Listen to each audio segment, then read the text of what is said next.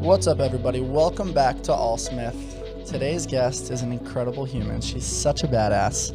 She's a notable figure with Deep End Fitness, which is a specialized program that incorporates underwater training.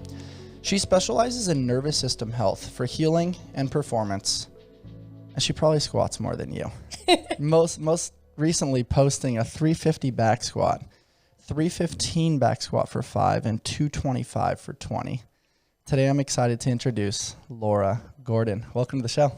Thank you so much, Bryce. I'm excited to see you and connect with you. We've crossed paths loosely within the San Diego community in the last few years, but man, it feels like your development in the last 2.5, 3 years since I was coaching you a little bit has been like 10x.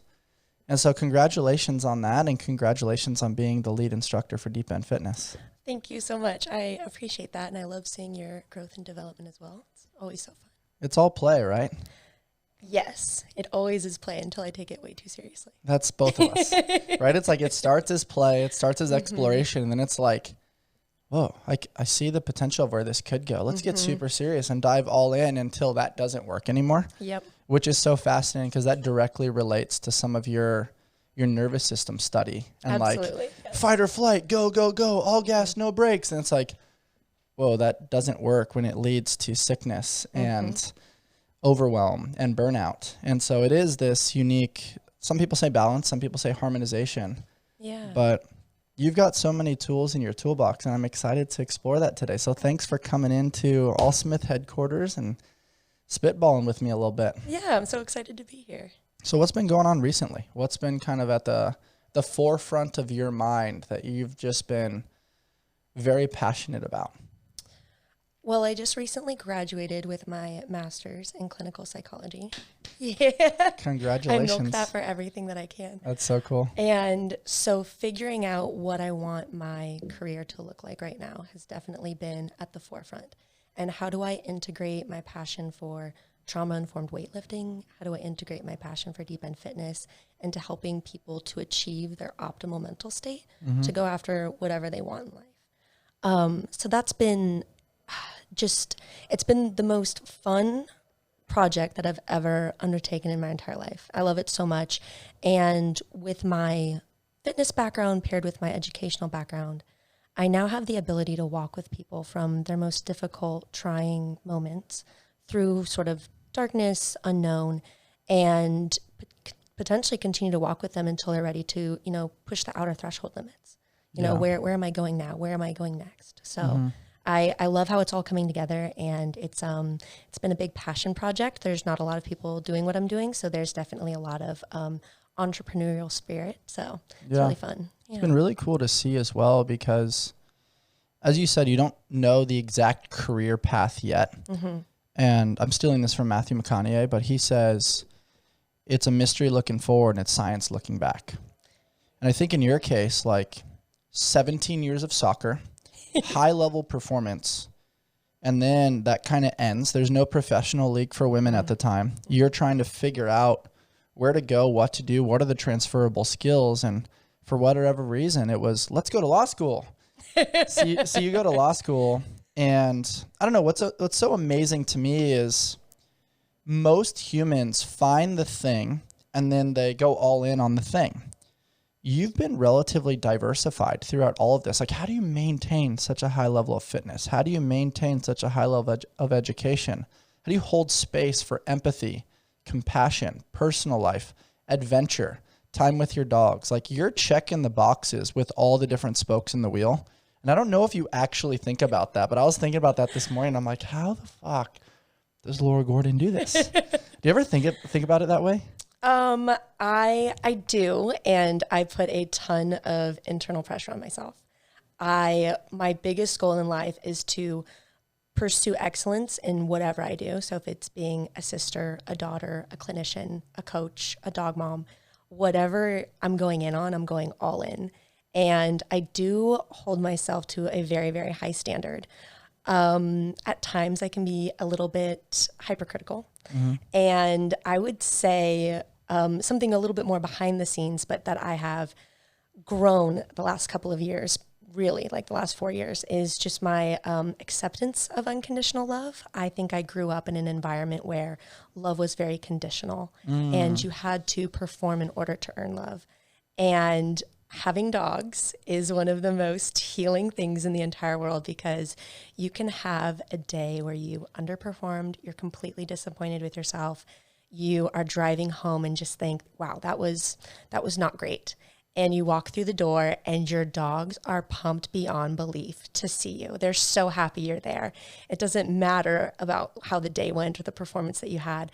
They're just unconditionally there for you and love you. I love the way you said that. Something that comes up often is we learn the most in life through observation of dogs and children.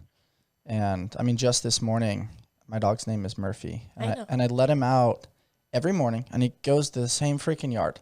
But he's so excited to go to the same place every day and pee on all the things that are bigger than him. He smells the bunnies. He smells whatever things were back there, skunks, raccoons. I don't know.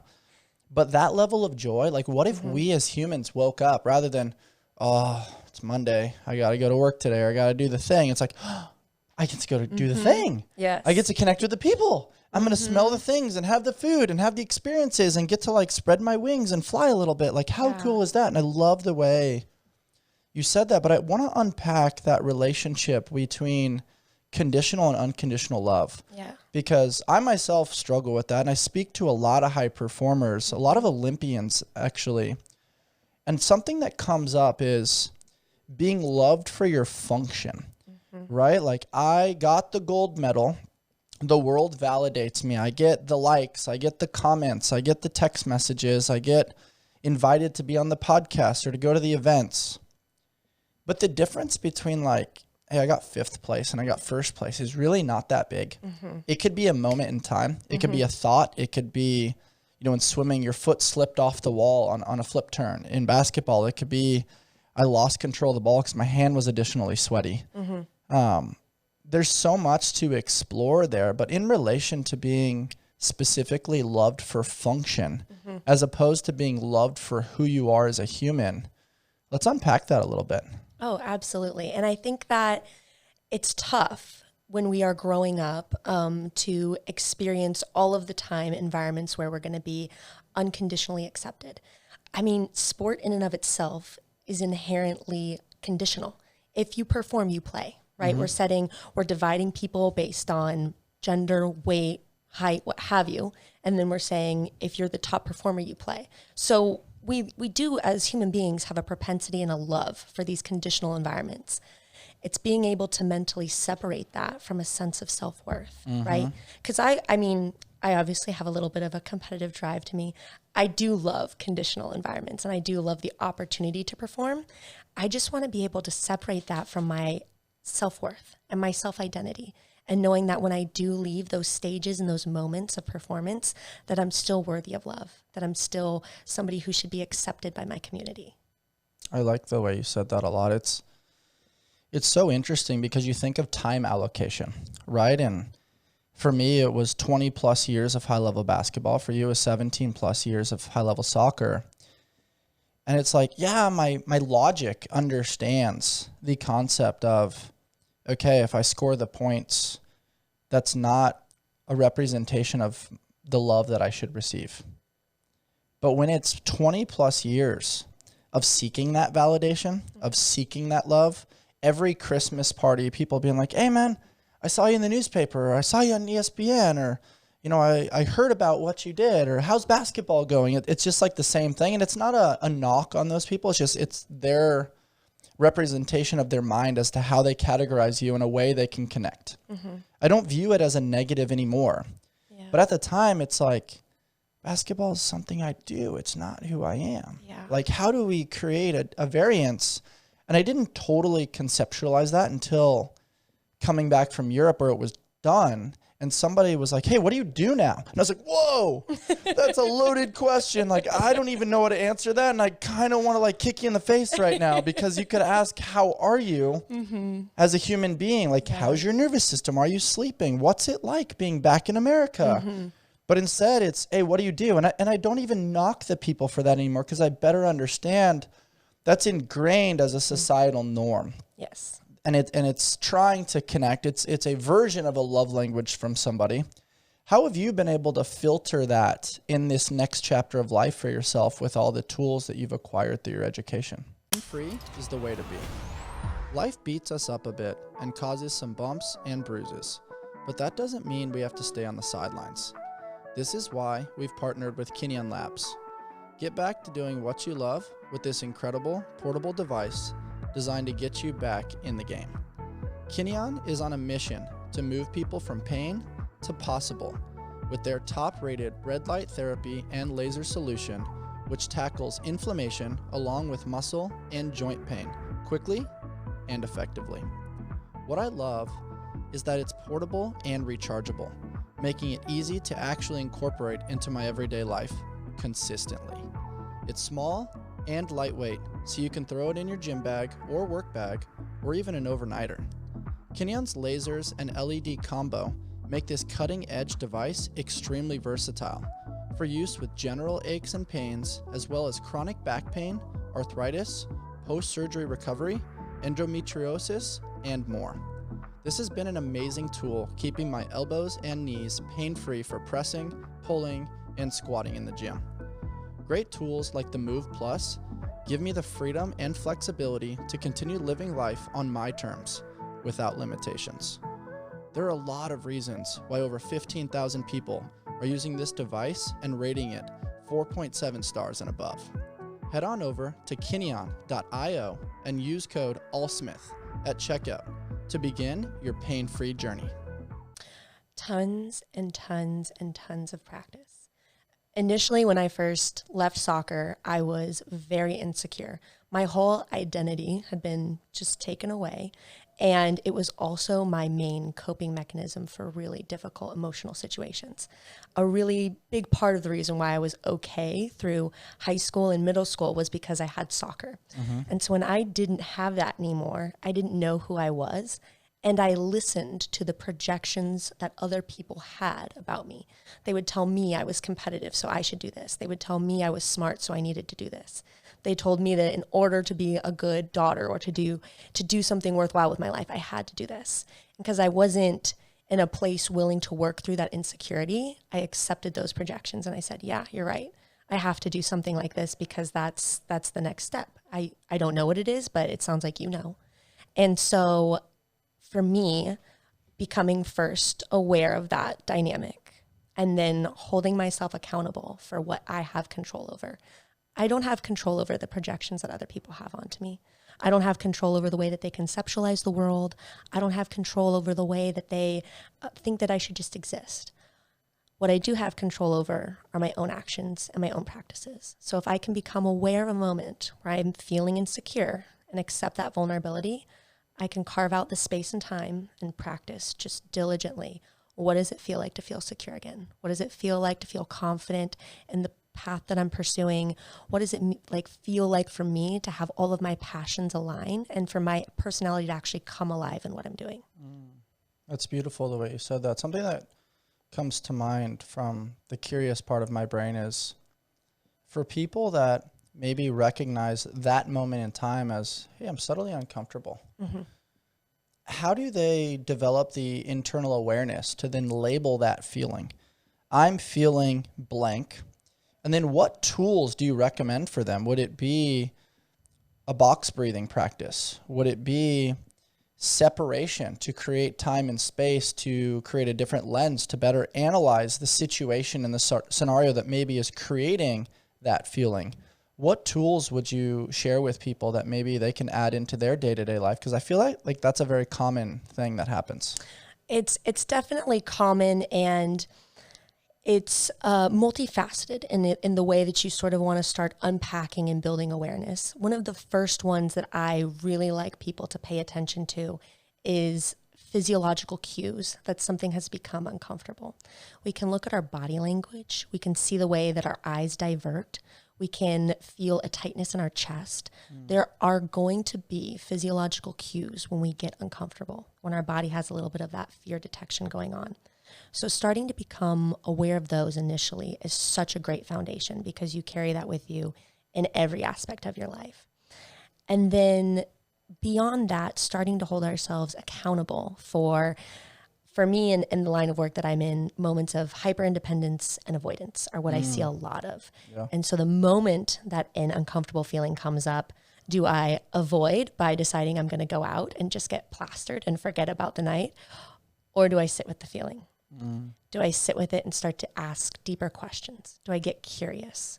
Do I start to pull the layers back and understand, how can I feel comfortable with this discomfort? I think that process sometimes is scary to do on our own. Which is why support systems are just, if you're going down that pathway, my biggest place of advocacy is some type of support system for sure. I love that. And what comes to mind for myself, and I was having a great conversation with the founder of Deuce Gym, Logan Galbrick, about this. He played for the Padres for a little while, and he's just such an eloquent and deep thinker and amazing with perspective. But you and I might be able to relate to this. For 20 plus years of my life, when life got heavy, I didn't turn to alcohol. I grabbed the basketball and I went to shoot. Yep. And then it turned into like, I'm going to turn to the pull-up bar. I can do pull-up EMOMs. I can do dip EMOMs. I don't need to think about this. Like, I could justify my addiction to maybe a positive-ish addiction to not think and not feel. And I'm bettering my body. I'm getting stronger. I'm doing the thing. I'm building resilience. But I'm also really sharpening my avoidant tool, which I didn't realize until later, reading the book about the 5 attachments and realizing like, whoa, I'm really avoidant. And I use runs, exercise, sauna and ice, all these things that are perceived as like great fitness biohacking tools that the data supports it. Your body fat percentage is low. Your VO2 max is low. Like, you're doing the thing. You look good. You feel good. You play good. Yes. And then it's like, whoa, but there's this other thing going on that I'm not working on. And I actually don't know how. Okay. And so it's an interesting concept that I think there's other people out there that are going through that. And I'm curious your thoughts there. And maybe you started there. Yeah. You recognized it and then you made an adjustment. I deeply resonate with all of that. I definitely have had to rework my relationship with fitness, like starting from the ground up. So as wonderful as it was that soccer was a coping mechanism for me, that's what it was. It was a coping mechanism that didn't allow me to feel the pain that I was in. And I started to recognize a pattern in myself, especially during times of really, really deep emotional pain, that I would work out to a point of physical pain. I wanted to avoid the emotional pain. So I would engage in a practice that wasn't informed by, this is going to help you make you a better athlete. This is going to make you more fit. It was, can I feel physical pain to a degree to where I'm not thinking about that emotional pain? And there's like verbiage around it, calling it addiction. I think it's more of a maladaptive coping mechanism.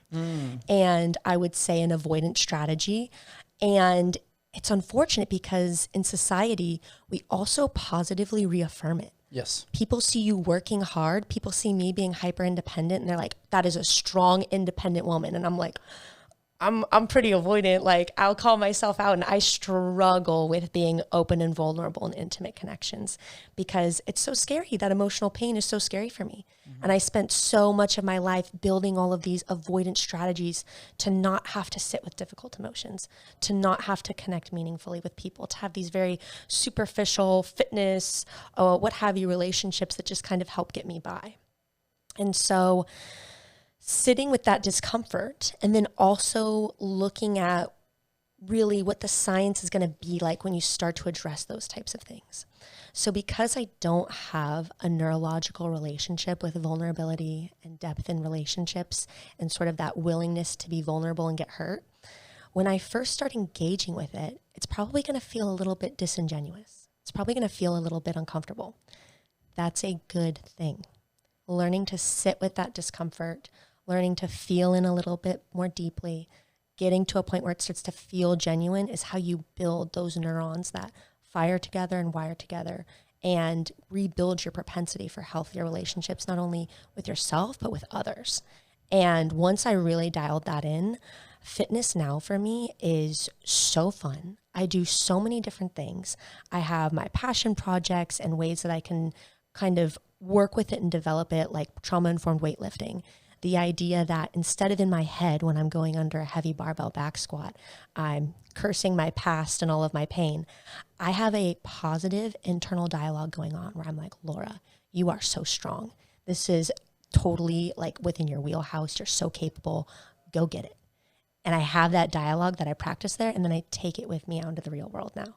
Mm-hmm. And so that process and learning that fitness needed to have some work done to it for me was, I don't know, it's rewarding, and it has definitely helped me so much mentally and mental health wise with where I'm at now. For sure. And it's such a paradox because that uncomfortable feeling that feels disingenuous as mm-hmm. you're like just stepping over that line. Mm-hmm. And something I like to say is that like fear is a mile wide, but an inch deep. Your perception of it is like, oh my gosh. Mm-hmm. But then you take the first step and you're like, okay, that's not as scary as I really thought it was. Yep. Maybe I'll take another one. Yep. And then before you know it, you're like, whoa, like we're doing the thing. Yeah. And what comes to mind there though is that it's almost like touching a hot stove. You do it and you're like, nope, not doing that. Learn that the hard way. I got a blister on my finger now. Like, what strategies or advice would you give to somebody that maybe is like, they're realizing, okay, my method's not working. Mm-hmm. How I got here is not how I get there. Mm-hmm. I'm trying to take that next step. I'm listening to the advice of people. I'm observing influencers on Instagram. I'm listening to podcasts. Yeah. I'm reading the book. I'm practicing self-awareness. Yeah. I'm willing to try the next thing, but when I touch the stove, I want to run away and I don't really know how to do this. I would suggest hiring a coach. I would suggest like sharing that vulnerability with mm-hmm. a friend where you can kind of co-pilot that journey together. Yeah, absolutely. But what do you suggest?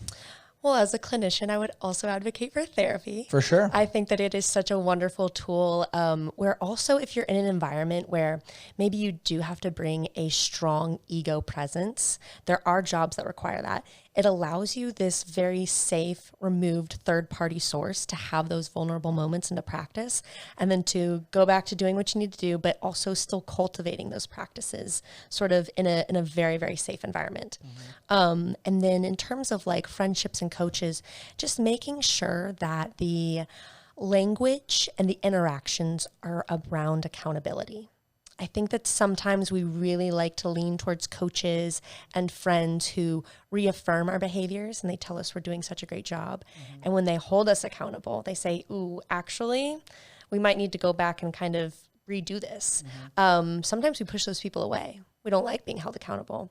So in the event that we are in those environments, looking for that accountability and becoming friends with it is definitely something that I would advocate for. I like the way you said that. It's also a benefit to not just the person going through either the coaching experience or the therapist, mm-hmm. or the therapy rather, mm-hmm. but also the coach or the therapist to realize that you need to have those uncomfortable conversations. Mm-hmm. You can't always be reaffirming. It's almost like subtly hiding vegetables within an omelet.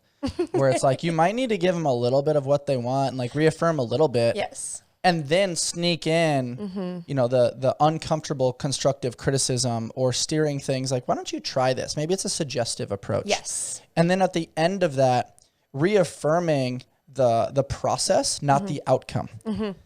And I think it's a really interesting dichotomy there because sport in and of itself, business in and of itself, what's the score? What's the bottom line? It's mm-hmm. very outcome based. Oh, yes. Which then deconstructs the effort. And I'm a huge believer in the intention, in the effort. Even if the outcome is not what we want it to be, the question then becomes, what did we learn? Mm-hmm. Who do we become in the process? And what tools or what steps can we take to then inch closer towards the desired outcome? Absolutely. It's a very, very interesting dichotomy there. Let's unpack a little bit more.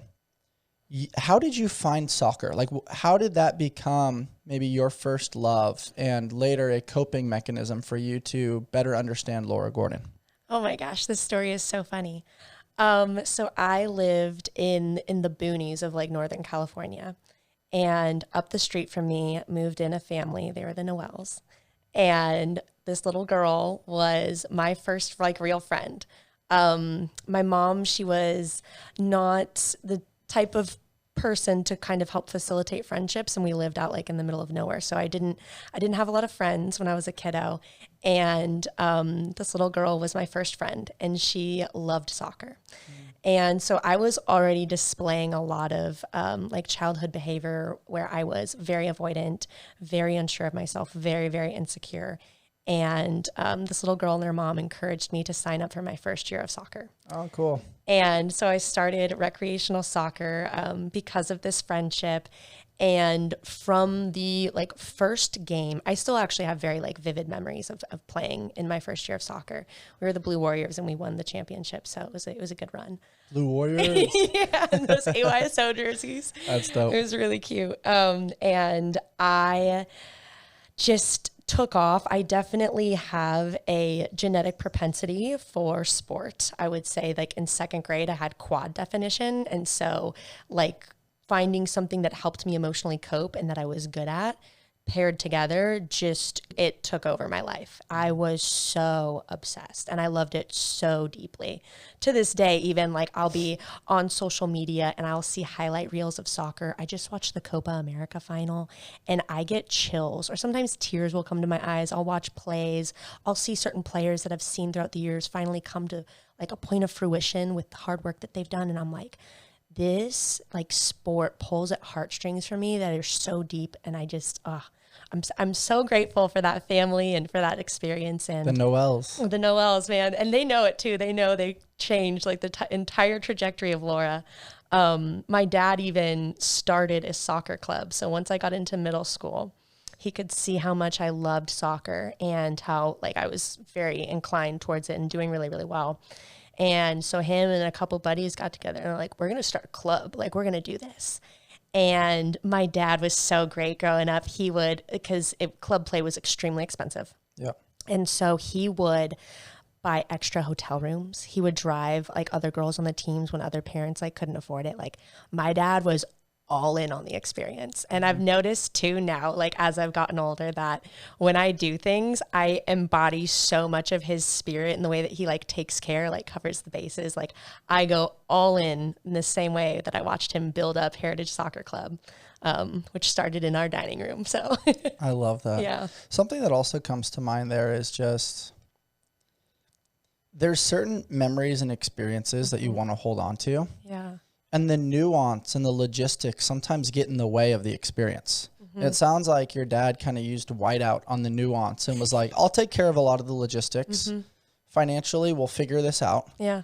Like we're going to go over, under, around to make sure that these girls get to cultivate relationships, friendships, overcoming adversity, especially middle school. Like you're navigating like a transition. Maybe some girls are going through puberty. Some girls are a little delayed on that. Yeah. You're trying to figure out boys. You're trying to figure out all the things. Yes. And that was probably before the social media age. So we didn't quite have that pressure. But you and I are kind of at that age where it's like, we had life before social media where you're like grabbing the phone and like going around the corner and like trying to talk to a guy or a girl and like trying to figure out, and like you have to talk to their mom first. Yep. And it's like awkward and uncomfortable. It's like, hey, can I talk to so-and-so? And they're like, who is this? And you're like, oh no.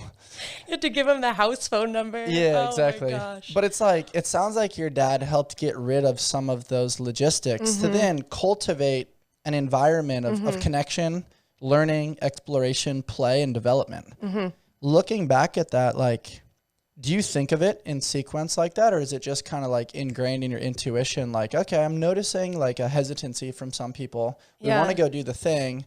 Let me just put a helping hand out. The Trident family taught me something really important this last year, that we are all a bundle of stories, both good, bad, and everything in between. All of their cold brews remind their customers that they are part of something bigger than themselves. I start my day with the Sweet Cream Cold Brew as I am prepping my mind and body for fitness, service, coaching, and podcasting. With various locations in San Diego, they offer over 14 nitro cold brews and a variety of specialty drinks. You can find the perfect brew and pair it with one of their treats from the Keto Bakery. You can check them out over at tridentcoffee.com and use code AllSmith to take your coffee experience to the next level. It's a natural, it's just how I naturally engage. And it's how I've done so many different endeavors in life as I put myself into that more leadership role. And I say, okay, I'm going to cover some of the logistics. I know the way that my brain works. I know that I love to like figure out what patterns are existing, where I can help, what have you. I know it's going to make everybody else's life a little bit easier. And if I do this, I know that it's probably going to help us be successful. So I'm definitely aware that I picked up a lot from him, and and on even a bigger level than that too, I think that the degree of confidence that sport and having my dad involved in sport and coaches too, that were like, hey, you guys are doing amazing. Like I just, from a body confidence standpoint, just a confidence too, like when I walk into a room, I feel like I belong there. And I know that there's a lot of conversations around women not feeling like they belong places.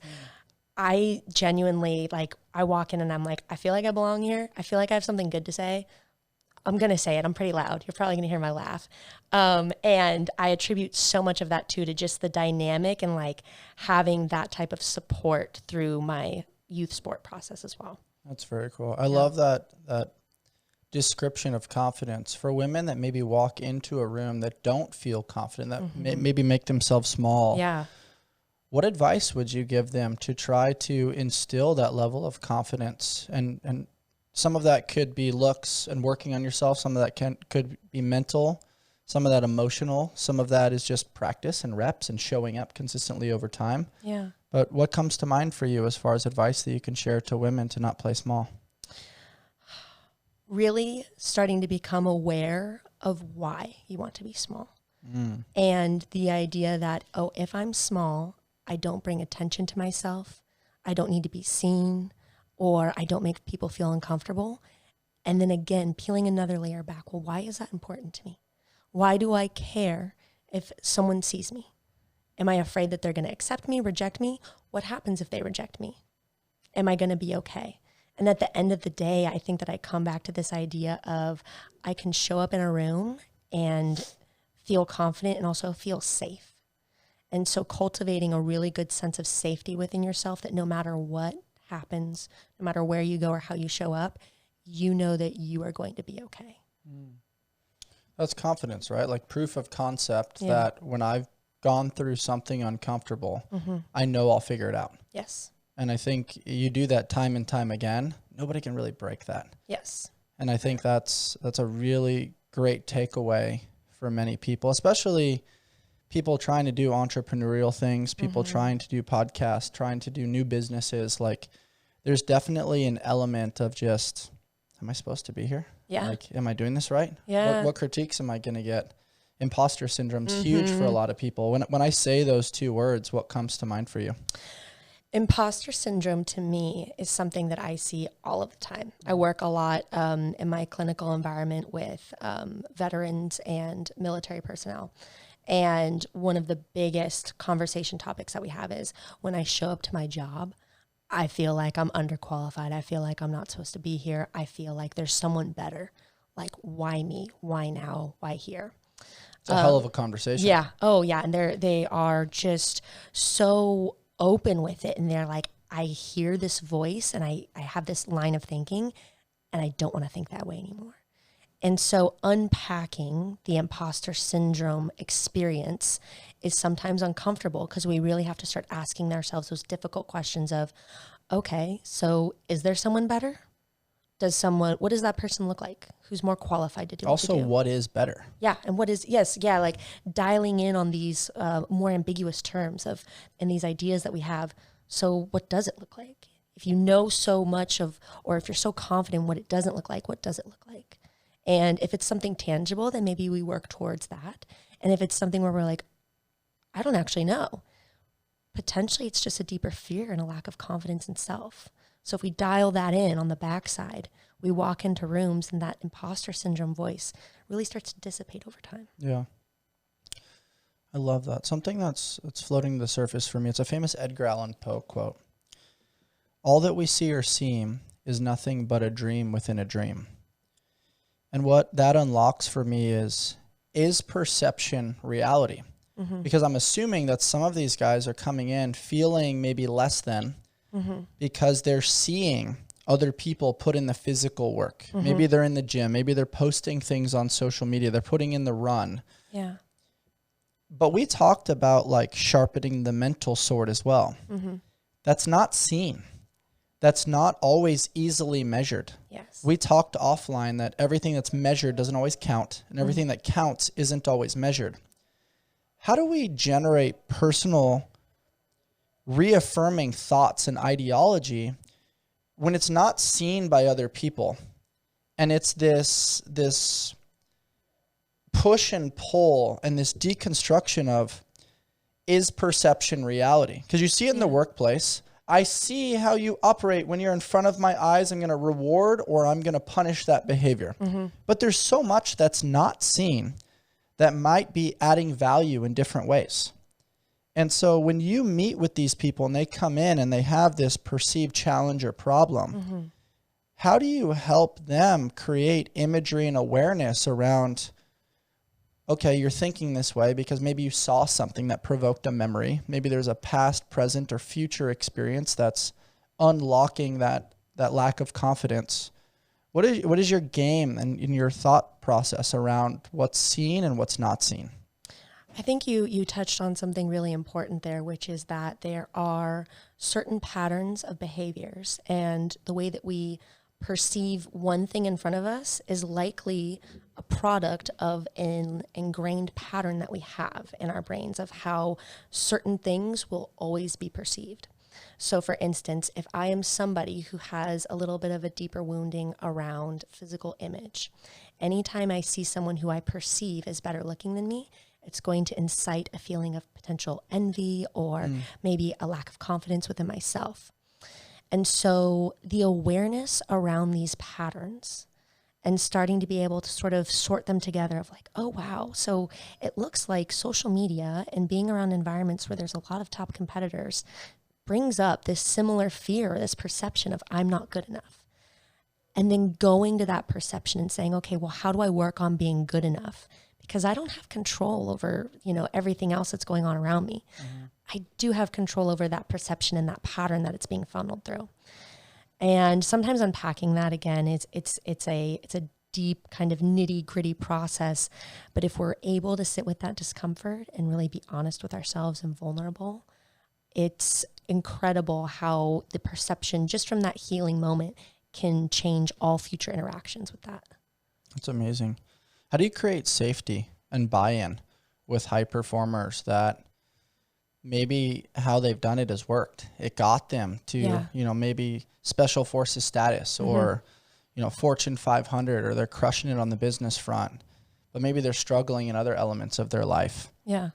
What does that first interaction look like? Is it a lot of questions and listening to be like, okay, what's the problem? Yeah. Let's better understand you and your situation. And then where do you go from there?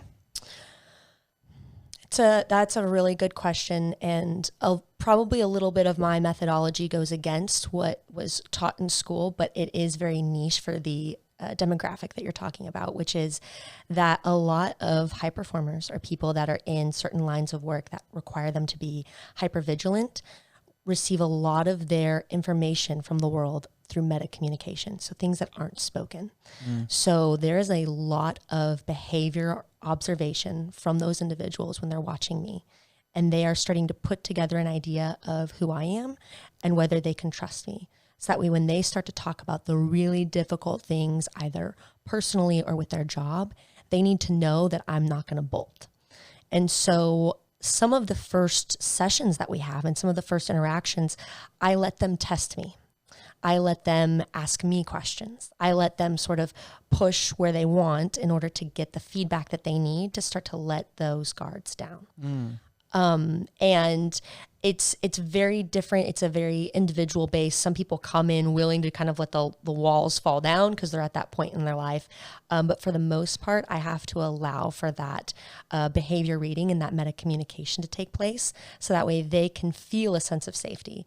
And then once that's established, I continue to cultivate it with really acknowledging the depth of feeling that comes with having to be so locked in all of the time. Because I think that we in society, we put it on a pedestal and we say, it's just these people, they have it and they're great. And there is such a heavy mental component that comes with that.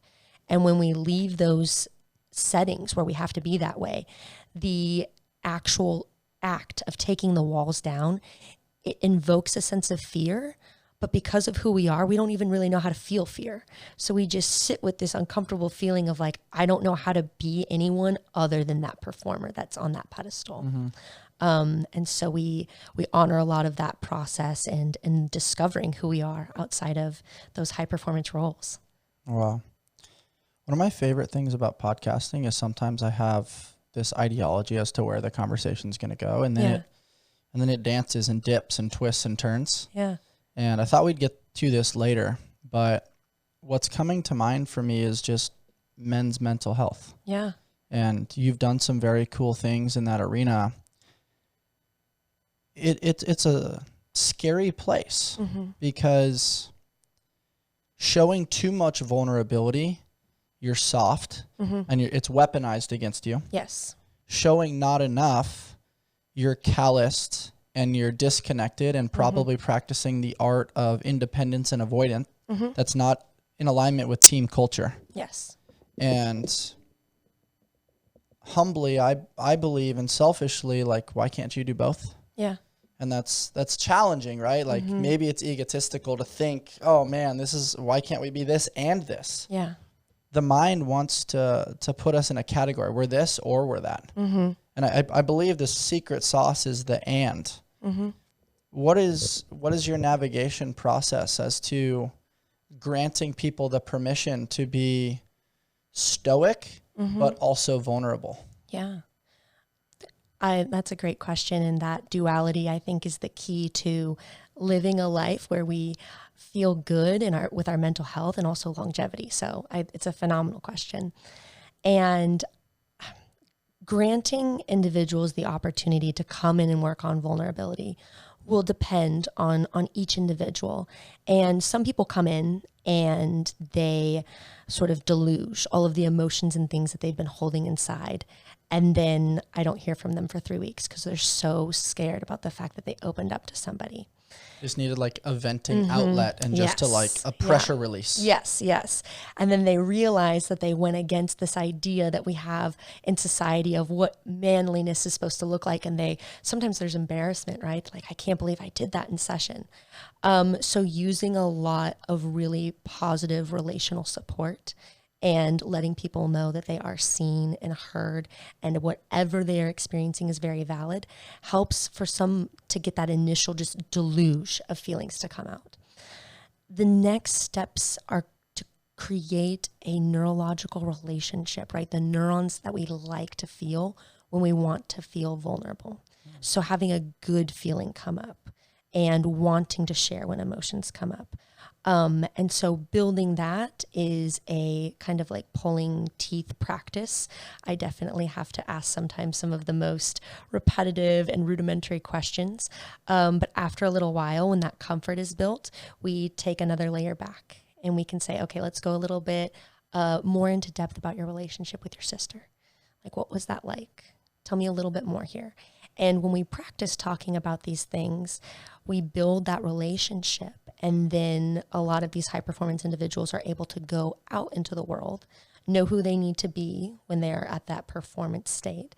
And then once they're out of that, have a good relationship with being vulnerable and reconnect more meaningfully with relationships, family, friends, and feel more of that balance in their life.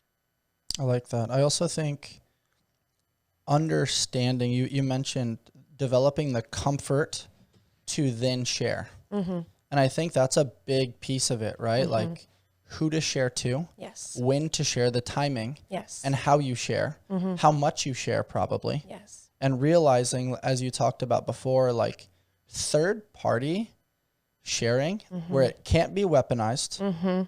It cannot be then like manipulated and used against you. They can't pull things from a podcast out of context to then say this person said this at this time. And it's a very safe space that I think is an outlet for a lot of high performers, both male and female. And I highly recommend therapy. The other word that stood out to me that you talked about is acknowledgement.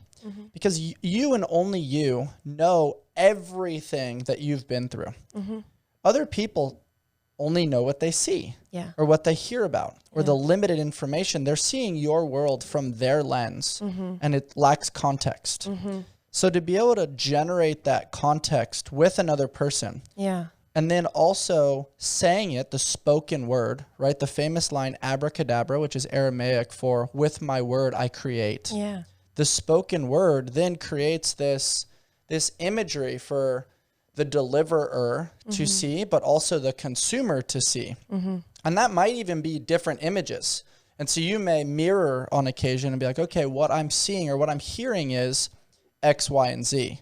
And then that gives the other person the opportunity to create clarification or reaffirm, yes, that is what I'm trying to say. And I feel validated that you're acknowledging that what I've been through is a lot, or that was a very challenging situation. I do believe that even if there's no tangible fix, which some people think therapy got a fix, I believe the acknowledgement is huge.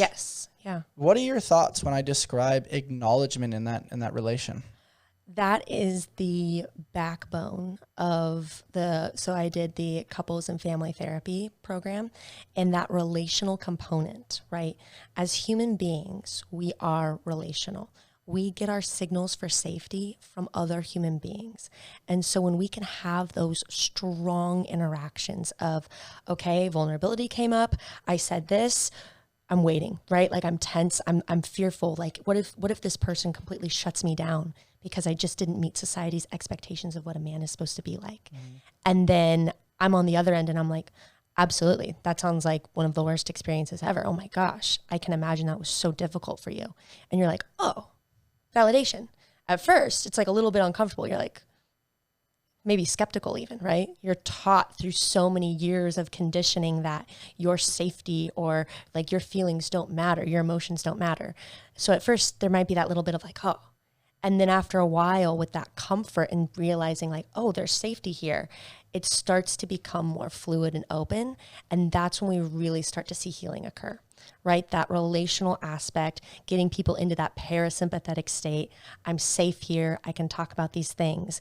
And then when we go out into the world, we're not carrying as much sort of angst or defensiveness with us. Yeah. I really appreciate the way you're describing this. I think it's adding a lot of tools to people's toolboxes. And something else that's coming up is when you're communicating to that third party, as I described, what I've noticed in the world personally and also observed is the insensitivity of the consumer, because what you are going through in delivering that experience, they're not thinking about you and your lens. They're thinking, how does that experience positively or negatively impact me? Yes. Yeah. And that's not like purposeful. It's not selfish or narcissistic. It's kind of just natural human nature of, oh, you're going through that thing. Let me process for a moment how that's going to impact me. And then I'm going to gently and insensitively steer you either towards fixing toxic positivity. Maybe I'll fakingly hold space, but in reality, like, it's not that big of a deal. And then it softens and you start to question like, whoa, am I wrong in feeling this way? You start to question your feelings and it invalidates you. And I mean, that could be loss of a loved one. It could be job stress, challenge with a significant other, you know, what parking situation, like stress is stress. You and I could jump right now and do 10 burpees. It could be really hard for me, really easy for you, but the experience is the experience. And it's not just about the physical. It's about all the other things, all the other variables that maybe came up through that experience. And I do believe that one of my goals here in having this conversation with you is not just to help create space and understanding for the person that's sharing their experience, but also help the other side better understand how to hold space. What does that look like? And not invalidating, not being insensitive, not ignoring, but like, hey, I'm here. Or even asking, what do you need from me right now? Yes.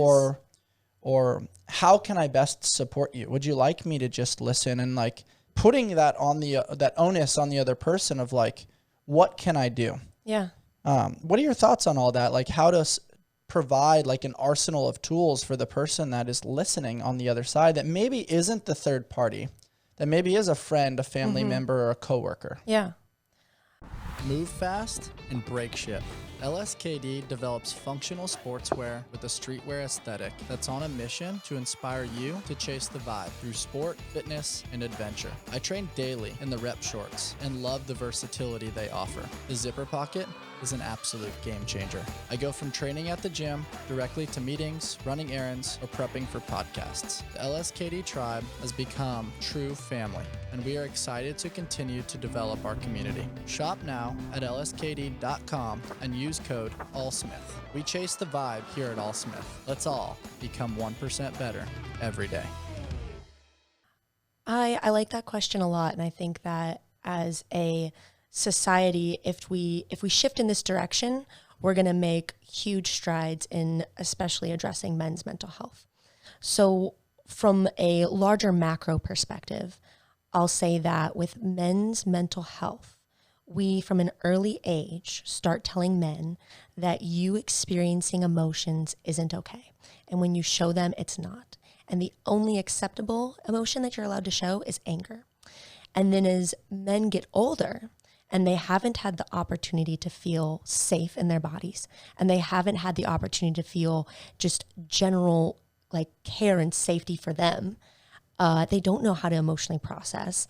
We then get upset with them when we put them into roles where we say, okay, it's your job now to create safety, to protect, to see me, to hear me, and to listen.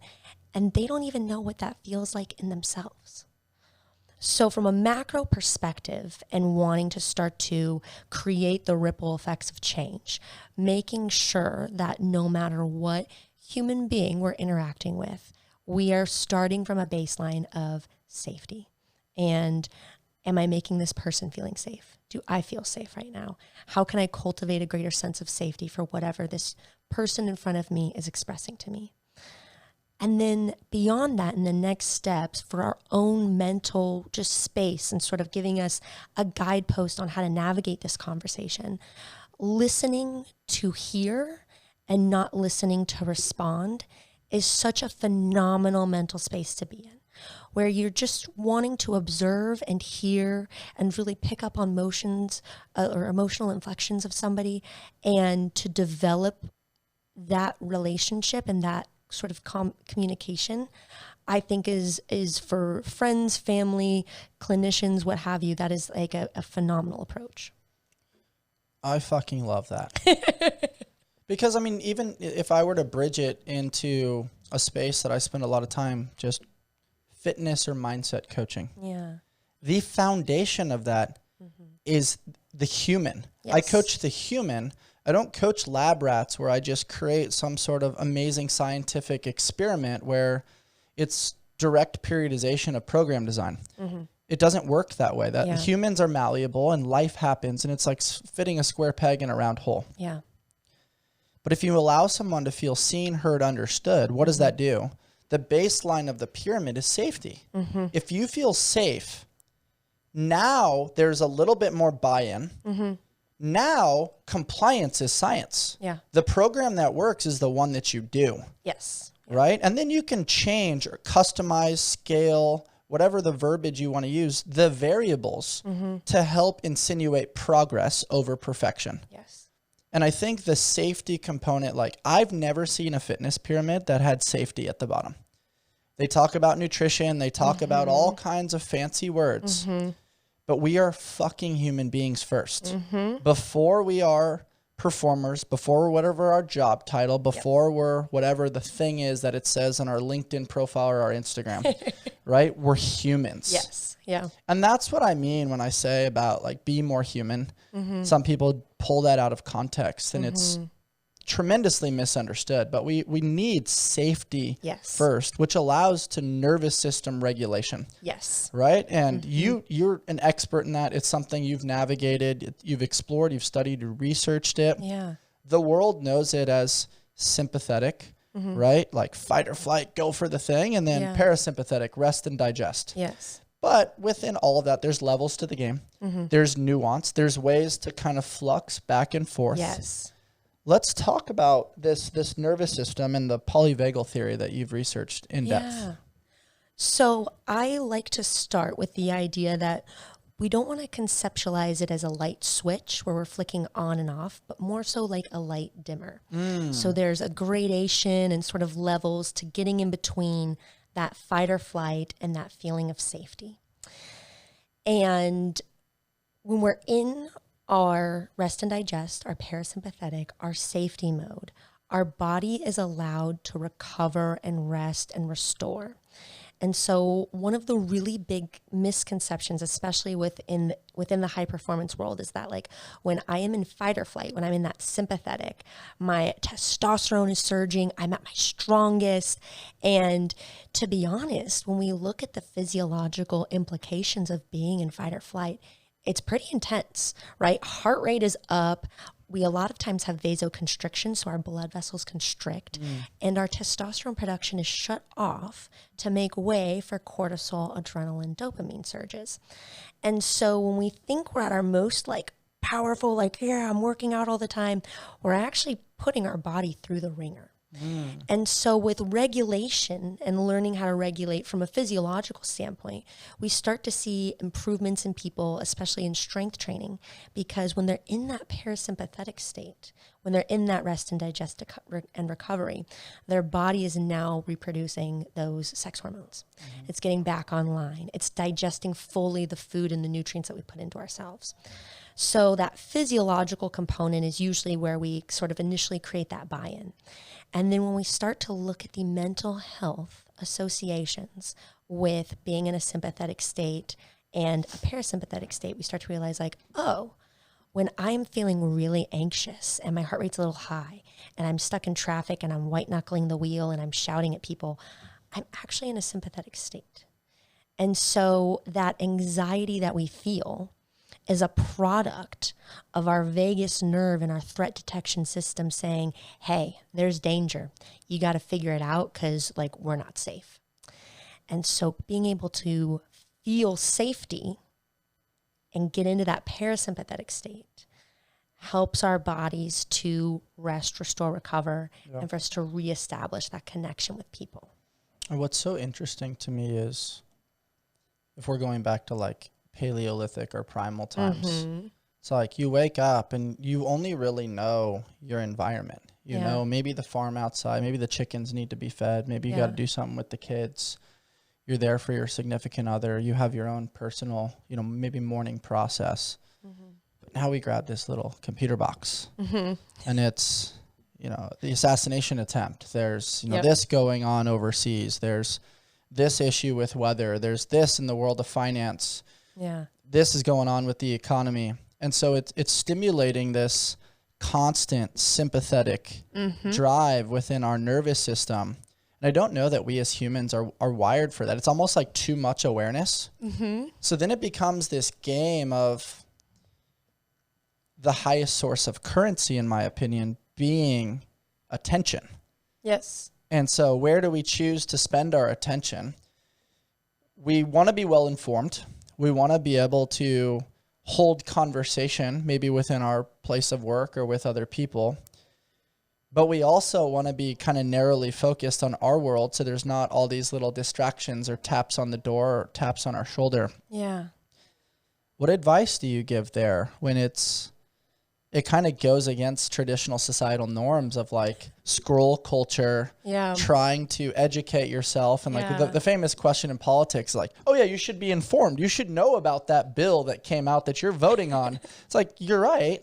I'm not saying you're wrong. And there are ways to play with information, but it's almost like information overload at this time, which then if you see the trickle down effect of that on the nervous system, the mind, the body, and the soul, it's a mess. Yes, it is. It's funny because the vagus nerve and our body's threat detection system was created for like saber-toothed tigers and neighboring villages that were maybe going to come and attack us. But now it's triggered with like an email that we get at a random hour of the day or scrolling and seeing something on our like news feed where we're like, oh, whoa. And all of a sudden fight mode kicks in. And so it starts to become this, for me, obviously, I conceptualize it as like a game of trying to become aware of when am I a little bit heightened, and for how much time I spend heightened, I need to really mirror that and spend a balanced amount of time in that parasympathetic state. I need to intentionally carve out time to disconnect, to take my dogs on a really long walk where I put on my headphones and we have this little valley behind my house, and I go and I sing out loud and I walk my dogs, and I have the time of my life for a bare minimum 1 hour every single day. I love that. Because I know how plugged in I have to be at other points during my day, and I know I have to create that balance. So starting to build that awareness, and if it helps you to conceptualize it as a game like I have, go for it. But really starting to really try to balance the ledger there of, okay, if I spend 7 hours a day in my sympathetic, let's try at least get 1 to 2 deeply connected to the things that I love. Think about the dimmer analogy that you made. Yeah. Like you keep it all the way up all the time or close to the top. Yeah. That bulb's going to get hot. Yes. Eventually that bulb's going to run out. Yes. And like you need to bring it down. You need to kind of allow yourself to be here now. Be where my feet are. What's in my control. I love that. And it's easy to say, really hard to do. Because like kicking ass culture, especially for a high performer and somebody that's like naturally a go-getter and wanting to have impact and legacy and validation and all the things, it's like, turn it up. Turn it up. Let's just, it's getting hot. Make the dimmer just go higher. More is better. And I think you're totally right. Like having elements of maybe like that Pomodoro technique of like maybe from this time to this time or when I check email. From this time to this time, I'm going to allocate time for social media. Yes. And then like really carving out time that way that's a little bit more structured and scheduled. Otherwise, you're responding to every text message all the time. You're randomly checking email all the time. You're always accessible, which this thing creates that ideology of like, why didn't you respond to my text? I didn't respond to your text because I was bringing down my dimmer. Yes. I was getting time with my dog. I was singing in the valley. I was resetting, recalibrating. Yep. And because I did that, the state that I'm in now in my personal interaction with you is so much better. But if you caught me in that other space, I don't know if you would have liked the version of me. I probably would have word vomited because I got rear-ended on my way back to my house or whatever the thing is. And I think it's important to conceptualize that. Like just because people can respond doesn't mean they should. And like, yes, the information is available, but the better question is, and I do this often, are you ready and able to receive? Yes. And I think going back to our men's mental health conversation, if it's not with a scheduled third party where you have either a transactional relationship or skin in the game in some capacity, for friends and family specifically, and maybe coaches, asking them, hey, like, how are you? Yeah. I'm going through this thing. Like, do you have space to receive? Yeah. Or can we schedule a time this week that's maybe better for the both of us to kind of play ping pong about this thing that I'm kind of going through? Yes. That's so respectful. It also creates such a better experience for both sides. It really does. It does. I really love that dimmer analogy. I hope all of you are listening to that because that, like, it's so simple, but it like hit me like a ton of bricks. Yeah. You asked a question on one of your incredible Instagram posts, specifically related to men's mental health. It's punched me in the face. Yeah. When is the last time you felt safe and connected? Yeah. I can't speak for everybody, but for me, it was when my father was still alive back in 2018. I have since integrated a contrast therapy practice of sauna and ice. It started as like physiological regulation and like understanding me and the vagus nerve and listening to meditation, music, all the things. It's now transitioned to like tribal culture where like I get to chop it up with some of my best friends. And it's like this closed, super hot, we're doing something uncomfortable together. Yeah. But the depth of conversation is so special. And we do hard things. And maybe in the beginning it was like, yeah, get in the cold for 3 minutes and like do the thing. Yeah. Now it's like, get in, allow yourself to like feel, have your momentary freak out, practice the art of nasal breathing. And maybe you have a some sort of hiss or hum, but like I customize it. Like, what do you need today? Not I'm judging you for how long you stay in the thing. Right. And so that's been my practice as to how to manage when was the last time I felt safe and connected. I think there's a lot of men that never do.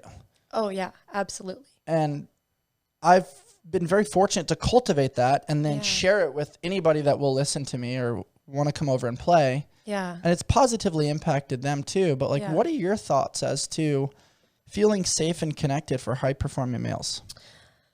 So I'm very opinionated in this area, and I get a little bit protective over a lot of the individuals that I work with, because they will ask this question and then they're immediately met with this idea of like, oh, well, you should go to a yoga class. Oh, well, you should go to a meditation. Fix. Yeah, and it's fix, but it's also these activities that they don't have a relationship with. And so, like, let's say I have a client who's a cop. And for him, stillness and sitting with his thoughts creates anxiety because he feels safest when he is hypervigilant. I have to be informed about this human's practices and what creates a sense of purpose and safety for them in their job, to have them sort of mirror or replicate that in a way so that way they can hit safety and connection in other environments. And so what I love about your ice bath tribal culture that you have is that there is this element of like, we like doing hard things, so we're gonna sprinkle in a little bit of something difficult like a cold plunge, but we're going to connect while we're here. And that creates that sense of familiarity, right? I know I can do difficult things and I feel safe to connect now. And that's when the conversations really open up. And so for me, exploring beyond the traditional yoga meditation is like, can I make weightlifting, if I'm passionate about that, if I have a good relationship with it, trauma informed in a way that I can connect, where I'm not stepping into the weight room to try and get after it and to go max out every day, but to connect with a group that I love to lift with, to have meaningful conversations while I'm lifting and sort of build the relationship that way. Because otherwise you get people like, you know, a police officer going into a yoga class and you're trying to sit in Savasana and they're like mind is going berserk, because stillness to them is so scary. And so having, especially from a men's mental health perspective, advocating for yourself of this, I like this, and I want to take this and turn it into a way to connect is so powerful. Yeah, I also will add a caveat there because I heard you talk about it previously.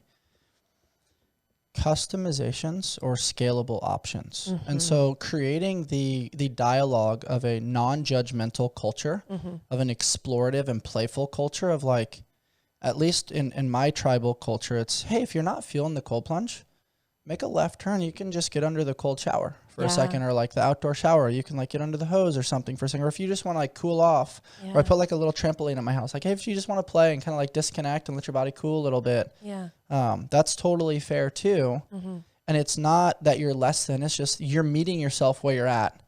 And then for other people, it's like, hey, just get in and get out. Get gentle exposure. And then if I know there's relative beginners coming my way, I'll just adjust the temperature. It's not this ego like dick measuring contest. It's, hey, we're just getting in the cold to get a physiological change. And also like there are elements of joy and fulfillment. It's okay to feel good sometimes too. That's something I've been really leaning into a lot. Like, you don't have to leave the gym. Like, I did that workout. I did it this weight this time. Like sometimes it's, I moved, I played, I shifted my state, I got a great sweat, I connected with people, and I'm leaving the gym feeling good. And I think that's a really important concept for people to walk away from, that you're not less than if you feel good. And I think I went through that for a very long time. Like, why do I feel good? Did I not work hard enough? Right? Did I not stay in the cold long enough? Was the sauna not hot enough? Like, let me invalidate my experience because I'm not crawling to my car right now and I feel comfortable. It's a fair question. And I think you do a great job of like pushing when you need to push, like, hey, I think you're capable of a little more. But then pulling back a little bit of like, hey, let's generalize where you're at. Let's accept where you're at. And then from there, there's a dial or a dosage that we can kind of tinker with based on the day. Yes, absolutely. I love this, Laura. Let's jump in. How'd you find Deep End Fitness? So way back when I was still at Invictus, Prime had a whole bunch of us come out because they were doing a demo session with Noble. Yep. And I remember that. Yep. And we went out, and that was my first introduction to Deep End Fitness. And I remembered that day. I really, really, really loved it. And that was a lot of reallys. It was love at first plunge. And I thought about it a lot and why I liked it so much. And then the more and more I got into nervous system regulation in school, I started to be able to like create the pattern of like, oh, when this is happening in the body, I experienced it here at Deep End. And when this is happening in the body, I experienced that there as well. And so then in the last year and a half, I dove back in and really got involved in the community and starting to see where I can start to create the bridge between this act and this fun fitness that we're doing and all of the mental health benefits that come with it. Mm-hmm. That's very beautiful. It's the transferable skills. Yeah. Right. And I think that's a huge takeaway of our conversation today is like whether you're a high performer in sport, soccer or basketball, or you're a high performer in military, high performer in finance, entrepreneurship, whatever it is. Yeah. There's transferable skills to family. There's transferable skills to adventure. There's transferable skills to relationships. There's transferable skills to all these different ideologies. Yeah. I love that famous quote. I don't know who said it, but it was when you find one thing isolated by itself, it's actually attached to everything else in the universe. Yeah. And I think you've done that with Deep End Fitness, which is really cool. And as the performance director, like what does that look like? Like how do you push and pull the different variables in your mind to provide the most optimal experience, knowing that hopefully I can get out there, a beginner like myself would arrive. Yeah. And then you have an Olympic swimmer that might be there. And then you have over here somebody that's a high performance CrossFit athlete. Yeah. Somebody over here that's an endurance athlete. And you have all these differing levels. Yeah. How do you customize an experience for everybody to be connective and for nobody to feel less than? It's actually a really easy job for me because water is the great equalizer. Mm-hmm. It is something where we can play with small variables in the programming and elicit a positive growth response from everybody on that spectrum that you just said. Because maybe they're spending 2 seconds with their head underwater and that was a win for them that day. Or maybe they're an Olympic swimmer and they just did 50 meters of underwater backflips and they come up to the surface and they're like, wow, there was a moment there where it got a little hairy mentally and I was able to push through. Mm-hmm. So that opportunity for me is really about working with and understanding water. And the baseline for that, very similar to our fitness pyramid, is understanding safety. So with an imbalance of CO2 in the body, we have to know that there are certain safety precautions that we need. And so programming with the safety of the individuals at the forefront of the brain is exactly where you have to be. The water does a lot of the rest, and people's sort of willingness to get into that mental space of, can I push a little bit more here, carries through that programming. We get a lot of individuals who come out with swim backgrounds and they find themselves really challenged with the breath hold element of it. And it's so fun to watch people who are extremely experienced in that regard come in and have a whole new exposure to what something so familiar to them. And they're like, wow, I actually just learned so much more about myself in that 30 seconds at the bottom of the pool. So it's really wonderful, but I use the water as my huge guidepost in all that I do. Peptides. There's been a lot of buzz about peptides and what they can do for the body, skin, muscles, and health. What exactly are they? And do they live up to the hype? Your body makes peptides. They are strings of amino acids, which are the building blocks of proteins. Peptide therapy involves using prescription-based peptides to help treat and manage a variety of health conditions to maximize performance. Peptides consist of 2 to 50 amino acids and are made naturally in the body to act as important signaling molecules for many physiological and cellular functions. There are over 7,000 known functions of peptides in the body, and adequate levels in the body are imperative for performing at optimal levels. Discover a transformative journey to optimal well-being with Livv Peptides. Livv Peptides offer a natural and effective approach to health support. Embrace the difference. Choose Livv. for a path to vitality that prioritizes quality, innovation, and your unique wellness goals. My personal favorite is BPC 157 with thymosin beta for optimizing gut health, tissue regeneration, and healing. Head over to livvnatural.com and use code AllSmith for 20% off peptides. That's LIVVNatural.com with discount code AllSmith for 20% off peptides. I love that. I also appreciate like the tools that you acquire subtly. I remember one specific instance with Laird at his house where we were swimming the short distance of the pool, and he was having me do what's called an ammo swim, where the dumbbell's here, you're kind of using the other hand to try to stay as high up on the surface as possible. And he wanted me to go down and back with one breath without coming up. Yes. Laura, I tried like 5 or 6 times and I kept freaking out and coming up. Yeah. And he gave me one tool. He said, when you get that urge to breathe, swallow. Okay. And so as I was going and seemingly getting also just reps and more resilience and a better stroke, I had that urge to swallow. And then I thought about like saving somebody. Yeah. Or I used like an analogy, an imagery just like came to my head like, hey, that person's out there. Like, I think I can go a little further to try to save them. All of a sudden, within 5 minutes of just taking cues and trying, getting reps, I was able to go down and back the short way. I mean, these guys were doing it the long way. Yeah. And it was very empowering on the other side of that to be like, whoa, in such a small amount of time, I was able to make monumental change and growth. And then when he and I did a podcast afterwards, I felt like I belonged. Yeah. You know, to him, it's like, dude, it's a no-brainer. Like, that's pretty easy. But for me, it was like this huge win. Yeah, and I can only imagine the micro actions of that then accumulate over the course of time. And you get to see the confidence boost in people. And then the stories that follow of, hey, I was able to have that uncomfortable conversation at work. I got a raise. I got a bonus. Yeah. You know, now I'm showing up in a bikini and not a one piece because I'm so confident in my body, or, you know, whatever the thing is. Absolutely. You're very observational. You're going to see those things. Yes. Which is cool. I want to wrap our conversation up around leadership. Yeah. And leadership to me it's a very special thing. It's a privilege. Yeah.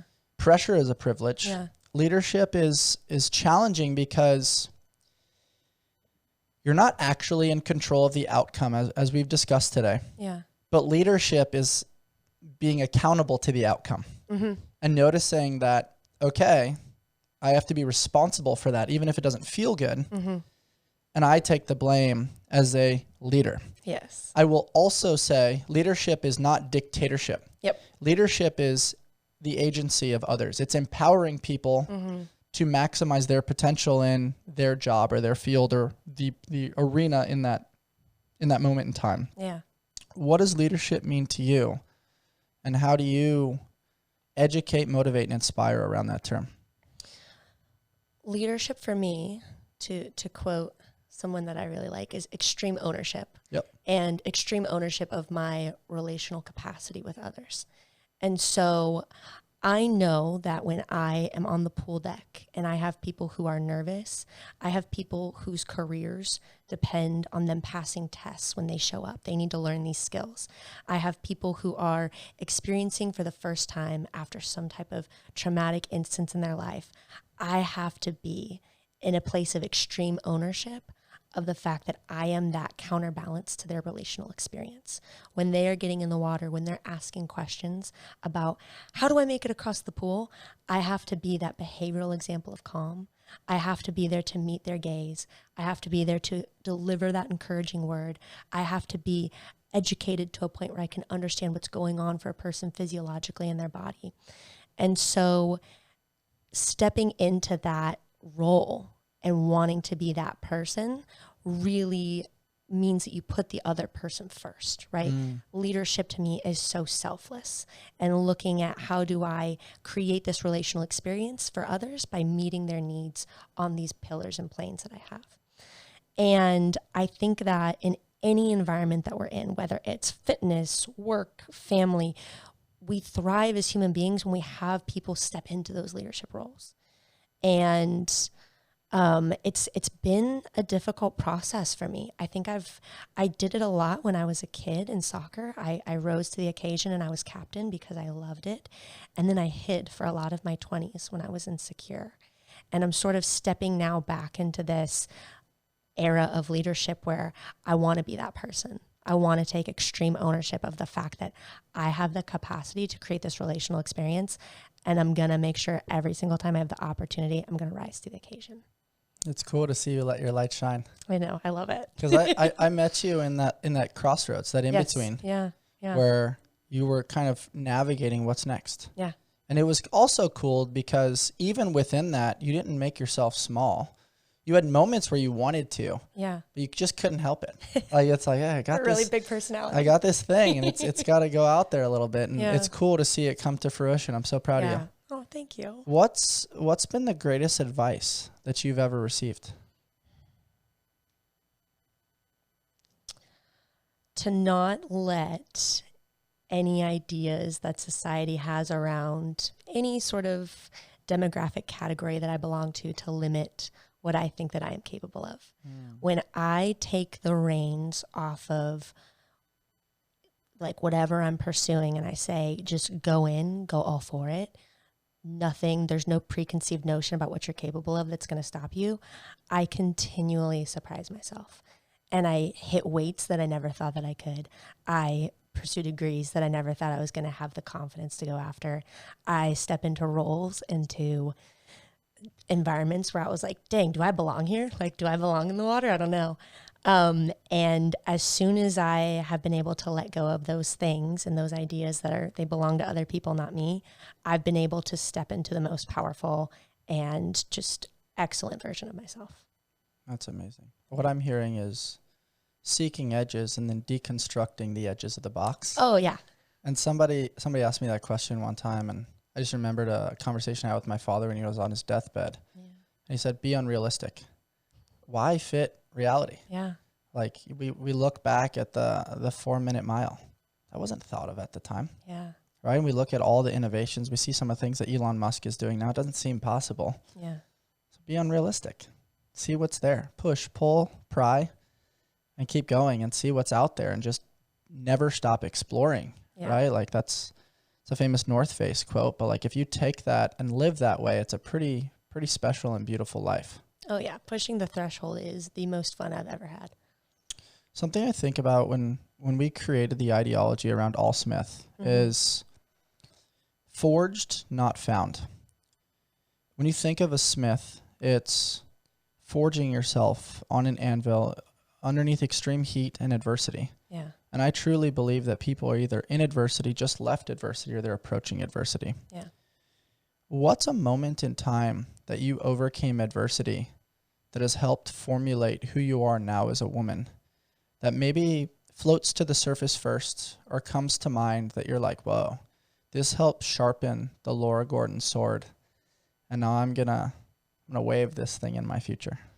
Ooh, this is a good one. I'll go with my first really big experience with this. I was 14 years old, and I had this insane pain in my quad. And I was playing soccer and running track, and it got to a point where I couldn't even walk upstairs. I was in so much pain. And our athletic trainer was like, oh, it's a knot in your quad. And everybody was kind of dismissive. And we finally go to a sports physician, and they did an x-ray, and it turned out there was a 6-inch bone tumor coming off of my femur. Oh my gosh.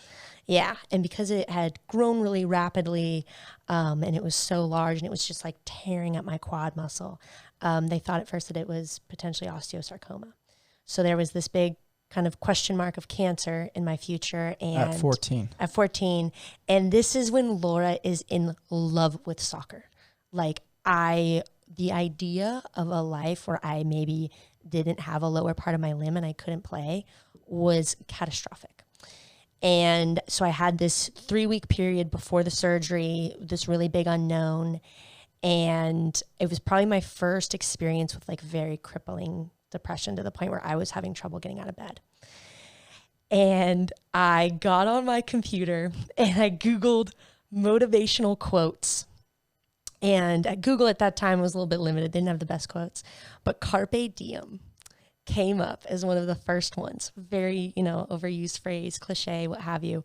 But I would say it to myself every morning before getting out of bed, before just facing the day.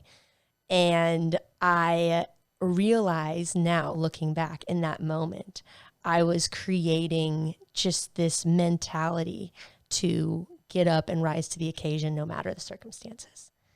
And it turns out, had the surgery, had the biopsy done. It was an osteochondroma, so it was benign. And Laura got to play soccer and go D1 and do all the things. But what I was able to mentally cultivate, and it was also without guidance. It was just something that I naturally just went in and Googled motivational quotes, let's go. And so that for me was a foundation and something now that I am in a very big healing era that I'm able to feel so much pride for. It's very cool to think back to that little Laura had the ability to do that. Wow. That gives me goosebumps. Isn't it cute? That's so cool. I think that's a great place to put a cap on it today. Yeah. Where can people find you, Laura?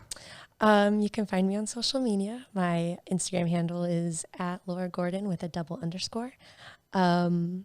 Or just around San Diego, coming out to a Deep End Fitness session. I'd love to have you. Very cool. Yeah. I loved our conversation today. Yeah, I did too. From men's mental health to nervous system regulation to storytelling and transferable skills. Yeah. I think you've carved a cool arsenal for yourself, and I'm excited for the future and what's to come. Thank you so much. It means the world. Guys, if you enjoyed my AllSmith episode today with Miss Laura Gordon, please rate, review, subscribe, and share with your friends. And as always, stay on the hunt for who you've not yet become. Until next time.